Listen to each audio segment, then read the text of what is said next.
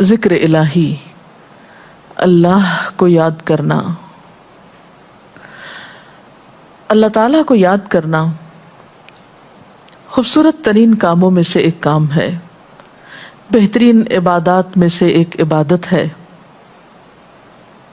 قرآن پاک میں اللہ تعالیٰ اس کے بارے میں فرماتے ہیں وَلَذِكْرُ اللَّهِ أَكْبَرُ، اور اللہ کا ذکر بہت بڑا کام ہے، بہت اچھا کام ہے۔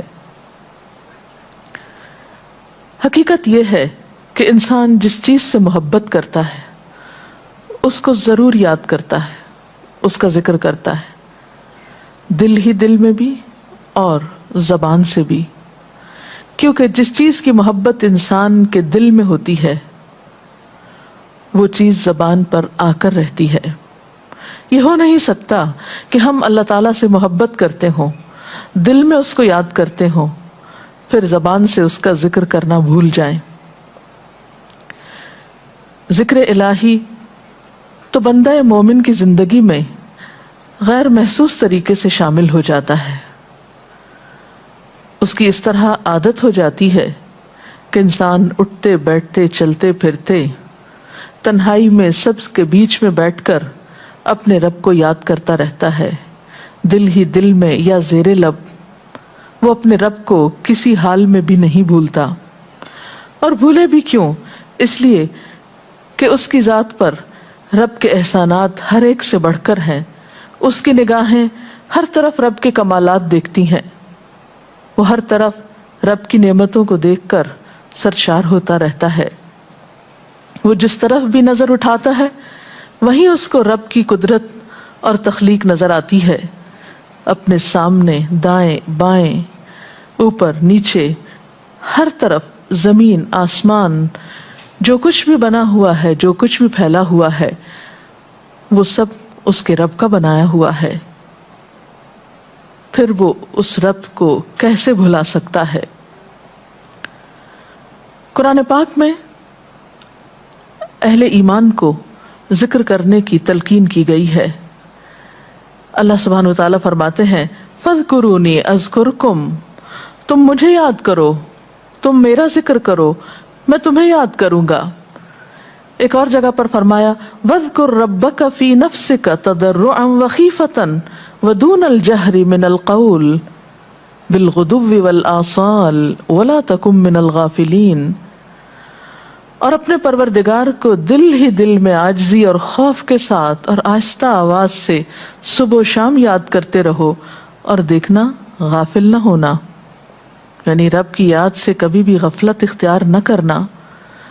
ایک اور جگہ پر فرمایا وَاذْكُرُوا اللَّهَ كَثِيرًا لَعَلَّكُمْ تُفْلِحُونَ، اور اللہ کا ذکر کرو کثرت کے ساتھ، بہت زیادہ۔ کیوں؟ لعلکم تفلحون، تاکہ تم فلاح پاؤ، کامیاب ہو جاؤ۔ اس سے پتہ چلتا ہے کہ اللہ تعالیٰ کو یاد کرنا کامیابی کی علامت ہے، اللہ کے ذکر میں کامیابی کی ضمانت ہے۔ مومن مردوں اور عورتوں کی صفت قرآن پاک میں یہی بیان کی گئی ہے کہ وہ بہت زیادہ اللہ کا ذکر کرنے والے ہوتے ہیں۔ سورۃ الاحزاب میں آتا ہے وَالذَّاكِرِينَ اللَّهَ كَثِيرًا وَالذَّاكِرَاتِ، اور اللہ کا ذکر کرنے والے مرد اور اللہ کا ذکر کرنے والی عورتیں جو کثرت سے اللہ کا ذکر کرتی ہیں۔ کثیراً اعد اللہ لہم مغفرۃ واجرا عظیما، اللہ نے ان کے لیے بخشش اور بہت بڑے اجر کا وعدہ کر رکھا ہے۔ اور پھر یہ کہ ذکر کرنے کے لیے کوئی خاص وقت مقرر نہیں، انسان ہر حال میں ذکر کر سکتا ہے، ہر وقت میں ذکر کر سکتا ہے۔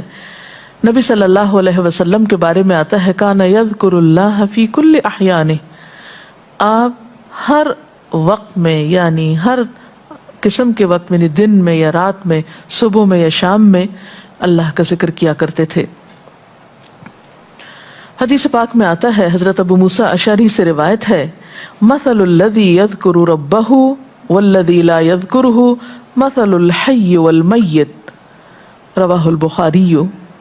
آپ صلی اللہ علیہ وسلم نے فرمایا اس شخص کی مثال جو اپنے رب کا ذکر کرتا ہے زندہ انسان کی طرح ہے، اور اس کی مثال جو اپنے رب کا ذکر نہیں کرتا مردہ شخص کی طرح ہے۔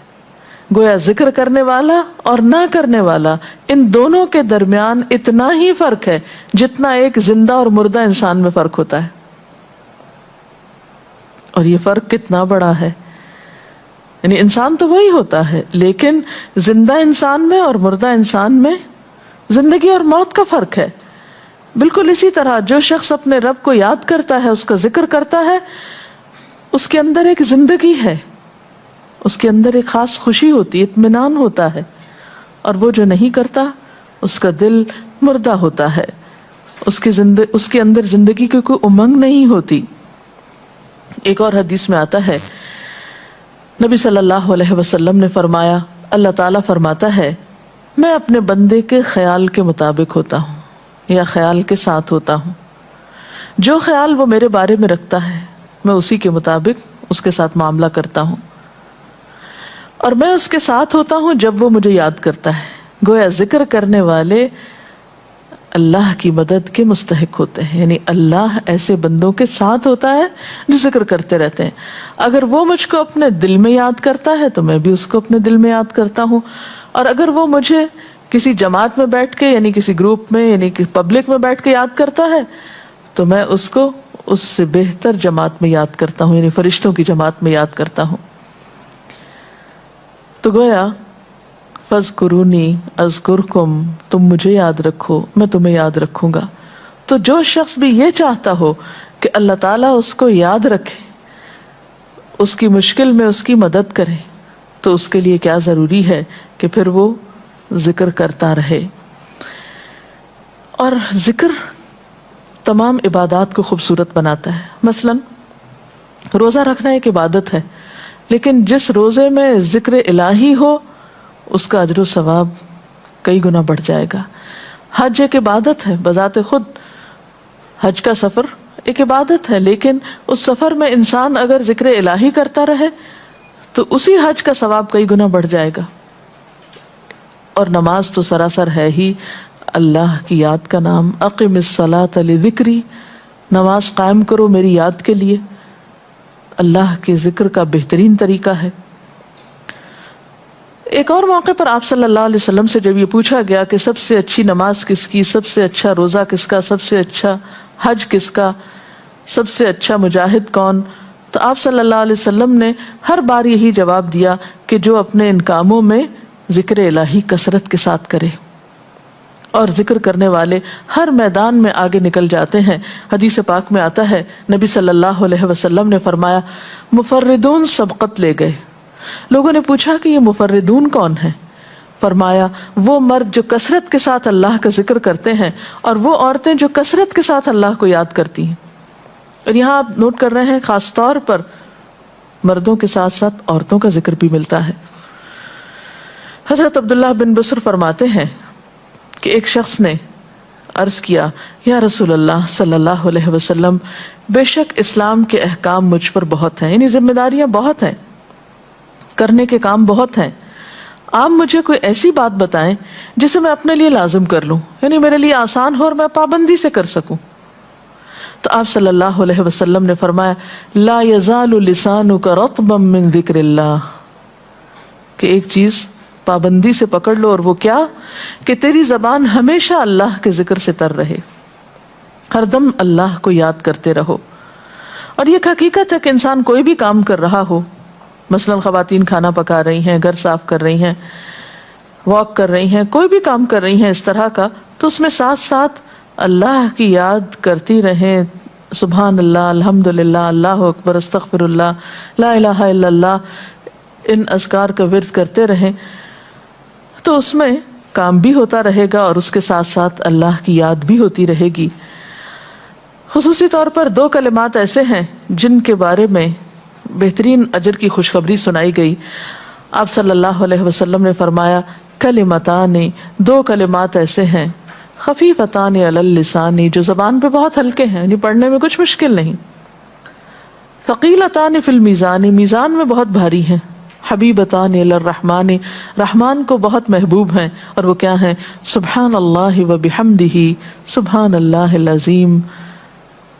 چلتے پھرتے، اٹھتے بیٹھتے، کام کاج کرتے تسبیح پڑھتے رہنا، ذکر کرتے رہنا، انسان کے دل کو جہاں اطمینان بخشتا ہے وہاں اس کے کام کو آسان بھی کر دیتا ہے اور اللہ کی مدد بھی ساتھ ہوتی ہے. اور قرآن پاک میں ایسے لوگوں کے لیے خوشخبری ہے، الا بذکر اللہ تطمئن القلوب، سنو اللہ کے ذکر سے دلوں کو اطمینان ہوتا ہے.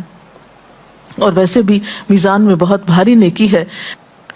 ایک حدیث میں آتا ہے کہ رسول اللہ صلی اللہ علیہ وسلم نے لوگوں سے پوچھا، کیا میں تمہیں نہ بتاؤں کہ تمہارے اعمال میں سب سے اچھا عمل، سب سے پاکیزہ اور تمہارے درجات کو سب سے زیادہ بڑھانے والا اور جو تمہارے لیے سونے چاندی کے خرچ کرنے سے زیادہ بہتر ہو، اور اس سے بھی بہتر ہو کہ تم اپنے دشمنوں سے ملو، ان کی گردنیں تم مارو اور وہ تمہاری گردنیں مارے، تو کیا ایسا عمل نہ تمہیں بتاؤں؟ صحابہ نے عرض کیا، ضرور یا رسول اللہ صلی اللہ علیہ وسلم، ہمیں ایسا عمل بتائیے. تو آپ نے فرمایا وہ اللہ کا ذکر ہے.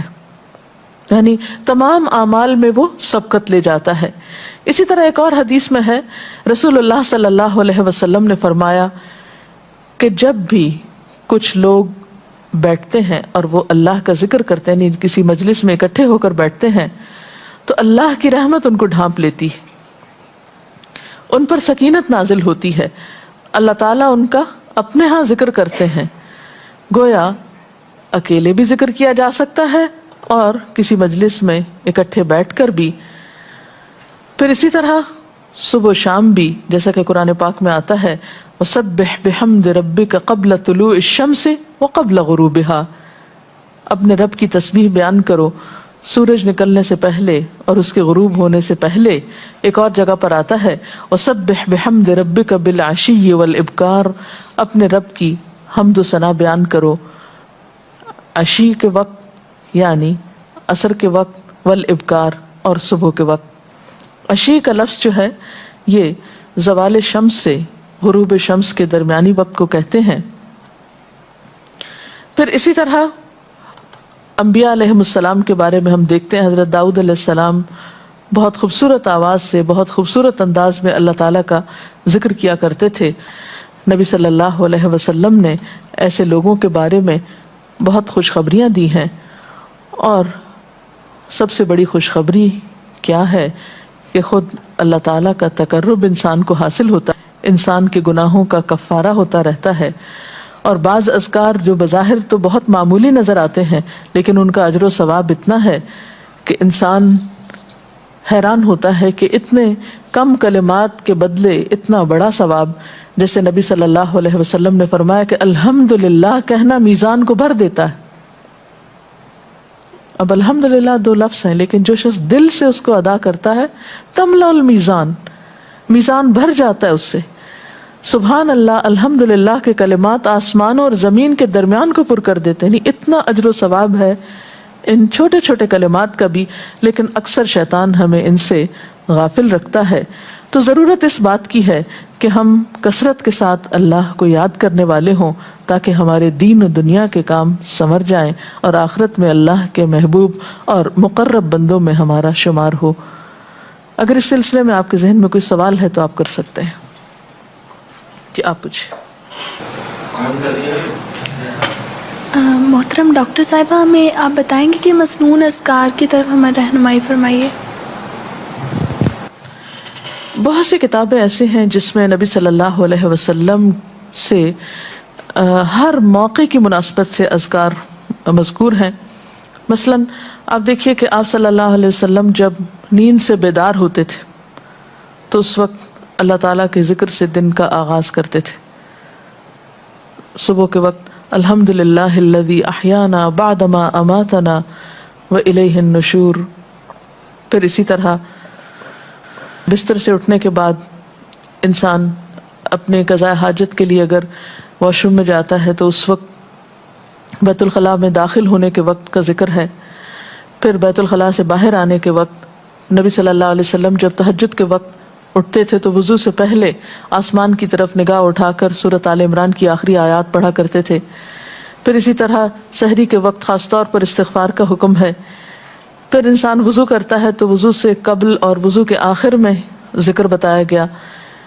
اور وضو کے آخر کا ذکر سبحانک اللہم و بحمدک اشہد ان لا الہ الا انت استغفرک و اتوب الیک کا اتنا ثواب بتایا گیا کہ ایسے شخص کے لیے جو پابندی کے ساتھ یہ ذکر کرتا ہے اس کے لیے جنت کے 8 دروازے کھل جاتے ہیں. پھر اسی طرح جب انسان گھر سے نکلتا ہے مسجد کی طرف جاتا ہے مرد حضرات تو گھر سے نکلنے کے وقت کی دعا ہے، پھر اسی طرح راستے میں پڑھنے کی، پھر مسجد میں داخل ہونے کی، پھر مسجد کے اندر، پھر مسجد سے باہر نکلتے وقت، پھر دوبارہ گھر آتے ہوئے بازار سے اگر گزرتا ہے تو اس وقت کا ذکر ہے، پھر گھر میں داخل ہونے کا ذکر ہے، پھر اگر کچھ کھا رہا ہے انسان تو بسم اللہ پڑھ کر کھانے کا آغاز کرتا ہے اور الحمدللہ کے ساتھ پھر اختتام کرتا ہے. پھر اسی طرح چھینک آنے پر ذکر ہے، پھر مرغا اگر آذان دیتا ہے تو اس وقت کا ذکر ہے، پھر مؤذن کی آذان سن کر انسان اس کو جواب دیتا ہے، اس کے بعد کا پھر ذکر ہے.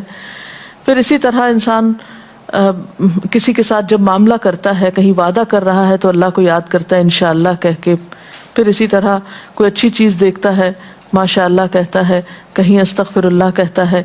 تو بندہ مومن کی زندگی کا کوئی مقام اور کوئی موقع ایسا نہیں جس کے بارے میں نبی صلی اللہ علیہ وسلم نے کوئی نہ کوئی خوبصورت انداز کا ذکر نہ سکھایا ہو. حتیٰ کہ انسان شام ہوتی ہے تو پھر صبح شام کے اذکار ہیں، پھر اسی طرح ہر نماز کے بعد کے اذکار ہیں، تسبیحات ہیں، پھر بستر میں جاتے وقت کی دعا ہے، پھر اسی طرح اگر آپ کسی بیمار کی عیادت کرنے کے لیے گئے ہیں تو اس وقت کی دعا ہے، اگر کوئی بیمار ہو جاتا ہے تو اس کے اوپر پڑھی جانے والی دعائیں ہیں. یعنی کوئی بھی زندگی کا گوشہ ایسا نہیں جس میں ذکر الہی کی طرف ہمیں متوجہ نہ کیا گیا ہو. اور حقیقت یہ ہے کہ انسان جب اس دنیا سے رخصت ہوتا ہے اور اگر لا الہ الا اللہ پر اس کی موت آتی ہے تو انشاءاللہ اس کے لیے بشارت ہے جنت میں جانے کی. لیکن یہ اسی وقت ہو سکتا ہے جب ہم اپنے عام حالات میں ذکر کے عادی ہوں. یہ نہیں ہو سکتا کہ عام طور پر ہم غافل رہیں اور اچانک موت کے وقت ہمیں یاد آ جائے. اور بات یہ ہے کہ جس خیر پر انسان دنیا سے رخصت ہوتا ہے اسی پر پھر قیامت کے دن اٹھایا جائے گا. اس لیے ذکر کو اپنی عادت میں شامل کر لینا چاہیے. جی آپ پوچھیے. ذکر اور دعا میں کیا فرق ہے؟ کیا دعا بھی ذکر میں شامل ہے یا ذکر اور دعا دو مختلف چیزیں ہیں؟ ذکر اور دعا دونوں ایک ہی چیزیں ہیں. ذکر کا مطلب ہے اللہ کو یاد کرنا. بعض اوقات انسان صرف دل میں یاد کرتا ہے، زبان سے نہیں بھی دہراتا تو وہ بھی ذکر شمار ہوتا ہے. بعض اوقات انسان کوئی مسنون کلمات کہتا ہے، بعض اوقات اللہ تعالیٰ کی تعریف اپنی زبان میں بیان کرنا، یہ بھی ایک طرح سے ذکر کرنا ہوتا ہے. اور دعا میں خاص طور پر کسی چیز کا مطالبہ کیا جاتا ہے، یہ کچھ مانگا جاتا ہے اللہ تعالیٰ سے. یعنی ہر دعا ذکر ہے لیکن ہر ذکر دعا نہیں ہوتی. ذکر کی کئی قسمیں ہیں جن میں سے ایک دعا بھی ہے. جی آپ پوچھیں. کیا ذکر کے لیے ہر وقت باوضو رہنا ضروری ہے؟ ذکر کے لیے ہر وقت باوضو رہنے کی شرط نہیں ہے.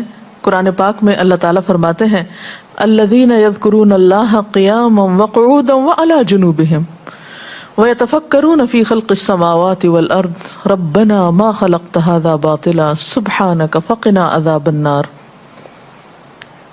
وہ لوگ جو اللہ کو یاد کرتے رہتے ہیں کھڑے ہو کر، بیٹھ کر، لیٹ کر، اپنے پہلوؤں پر، اور کائنات میں غور و فکر کرتے رہتے ہیں، کہتے ہیں کہ پاک ہے تو اے ہمارے رب، ہمیں آگ کے عذاب سے بچا.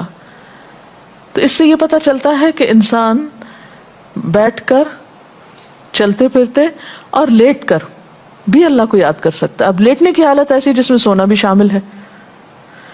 تو سوتے ہوئے اگر انسان ڈر جائے یا کوئی برا خواب ہے تو اس وقت بھی ذکر کرنا مسنون ذکر موجود ہے. یعنی اس وقت بھی نبی صلی اللہ علیہ وسلم نے دعا مانگنے کا طریقہ بتایا کہ اب کیا پڑھو، تاکہ تم اس خواب کے خوف سے، اگر کوئی ناپسندیدہ خواب ہے تو اس سے باہر آ جاؤ. تو اب آپ دیکھیں کہ سو کر تو وضو باقی نہیں رہتا. اور اگر اللہ کی یاد کے ساتھ ہر وقت باوضو ہونے کی شرط ہوتی تو پھر تو شاید ہی کوئی ذکر کر سکتا ہر وقت، کیونکہ ایک مشکل کام ہے. وضو نماز کے لیے شرط ہے.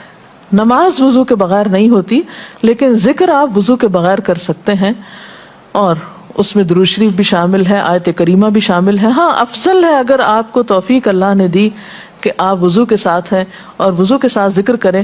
لیکن اگر باوضو نہیں ہے تو ذکر سے آپ کو کوئی چیز روک نہیں سکتی، الا یہ کہ آپ بیت الخلاء میں ہیں، اس وقت ذکر نہیں کرنا چاہیے. ادروائز آپ عام روٹین کے نارمل کاموں میں اللہ تعالیٰ کو یاد کر سکتے ہیں، خواہ وضو سے ہوں یا بغیر وضو کے ہوں. جی آپ. قرآن پاک جو ہم پڑھ رہے ہوتے ہیں تو کیا ضروری ہے کہ ہم بہت پراپرلی بیٹھ کر پڑھیں، یا ہم ٹیک لگا کے، یا ہم اپنے بستر پہ بھی پڑھ سکتے ہیں؟